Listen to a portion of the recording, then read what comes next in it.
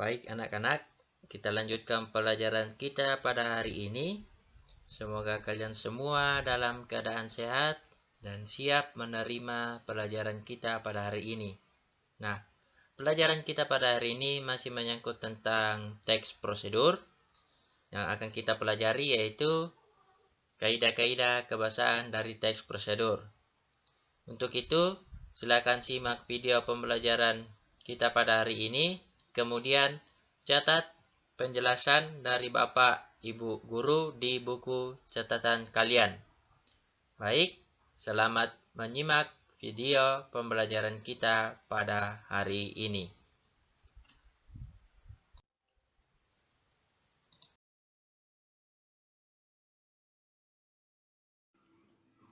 Ya, kita masuk ke materi yang berikutnya yang ada di bab 6, yaitu kebahasaan serta menyajikan teks prosedur. Ya, perhatikan slide berikut ini tentang kaidah kebahasaan teks prosedur. Kaidah kebahasaan teks prosedur terbagi atas 4. Yang pertama yaitu kata kerja imperatif, yang kedua kata hubung, yang ketiga kata petunjuk waktu, dan yang keempat adalah kata tekniks.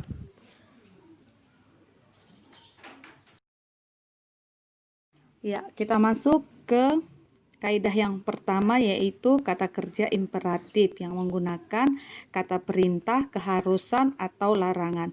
Ya, maksudnya di sini yang menggunakan kata perintah contohnya yaitu menggunakan akhiran lah. Menggunakan kata akhiran lah. Contohnya kata perintahnya yaitu ambillah, potonglah, sapulah, makanlah. Seperti itu. Itu kata perintah. Kalau kata keharusan, contoh kata keharusan itu yang menyatakan harus dibagi dua, harus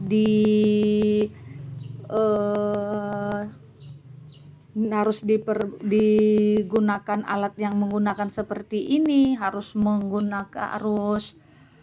tangannya seperti ini, harus kakinya seperti ini, harus dicelupkan seperti ini. Itu kalau kata keharusan. Kalau kata larangan, misalnya menggunakan kata jangan, tidak perlu, tidak harus. Itu yang menggunakan kata larangan. Itu contoh kata kerja imperatif yang menggunakan kata perintah, keharusan, dan larangan. Ya, kita lanjut ke kaidah kebahasaan yang kedua dalam teks prosedur, yaitu kata hubung atau kata penghubung. Nah, kata penghubung ini biasa menggunakan kata urutan kegiatan. Misalnya kata yang digunakan itu seperti, lalu, kemudian, setelah itu, selanjutnya. Misalnya dalam contoh sebuah teks prosedur, ada kalimat seperti ini. Aduk sampai rata, kemudian masukkan 1 sendok garam. Nah, di situ kita bisa atau kalian bisa dengar tadi ada kata kemudian yang menunjukkan bahwa kalimat dalam teks prosedur itu menggunakan kata penghubung, yaitu salah satunya yaitu kemudian. Jadi itu tentang kaidah kebahasaan yang kedua yaitu kata hubung atau konjungsi penghubung. Kita lanjut ke kaidah bahasa yang selanjutnya.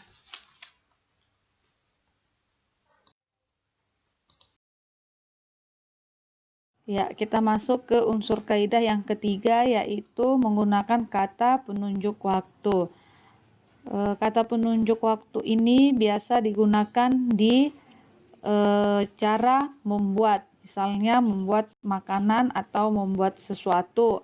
Maka di situ biasa digunakan dengan kata beberapa menit kemudian, setengah jam, 10 menit kemudian, atau misalnya dibuat di situ kukuslah selama 10 menit. Nah, itu yang disebut dengan kata menunjuk waktu. Ya, kita masuk ke bagian yang keempat, yaitu kata teknis. Kata teknis ini berkaitan dengan tema apa yang mau akan kita bahas. Misalnya kita mau cara membuat, atau kita bikin cara mau menggunakan sesuatu. Misalnya contohnya yang ada di buku paket menggunakan angklung. Maka kita akan berbicara tentang istilah-istilah apa yang ada di dalam angklung. Seperti itu. Kalau kita temanya tentang pertanian, maka yang kita gunakan adalah istilah-istilah tentang pertanian. Misalnya mau menanam buah naga, berarti kita harus berbicara tentang bagaimana cara menanam buah naga. Misalnya mulai dari pembibitannya, atau dia harus berbentuk stek, atau dia harus kita tanam dari batang, kemudian bagaimana cara merawatnya, pupuk apa yang digunakan, itu yang berbicara tentang kata teknis.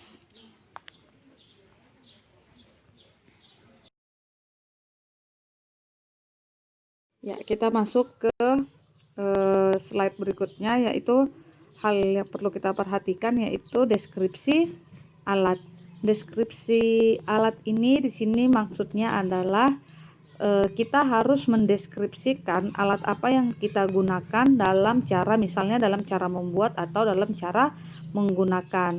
Biasanya di sini kita akan hitung jumlah alat yang akan mau kita gunakan, kemudian ukuran yang mau kita gunakan, serta bagaimana cara memakai alat tersebut. Itu yang disebut dengan deskripsi alat. Oke.